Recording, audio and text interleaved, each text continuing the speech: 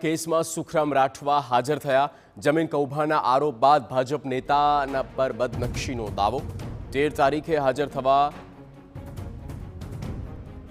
કોર્ટે આદેશ કર્યો હતો। 13 તારીખે હાજરી આપવી શક્ય નહોતી તેવું સુખરામ રાઠવાનું કહેવું છે અને કોર્ટનો આદેશ હોવાથી હાજર થવું જરૂરી હતું। ગાંધીનગરમાં થયેલા કેસનું સમાધાન થઈ ગયું છે તેવું પણ તેમણે ઉમેર્યું। હવે અહીંયા રાજકોટમાં 13મી તારીખની નોટિસ છે હાજર થવાની। મારા ભત્રીજા નામે પ્રભુભાઈ નકટાભાઈ એક્સપાયર થઈ જવાથી 13મી તારીખે જ 13મું આવે છે, એટલે ના છૂટકે મારે 2 દિવસ વહેલા આવીને કોર્ટમાં હાજર થઈને જજ સાહેબને કહીને કે મને તમે મુદત આપો અથવા તો જે કરો તે, પણ 4 જણા અમે ભેગા નથી થયા।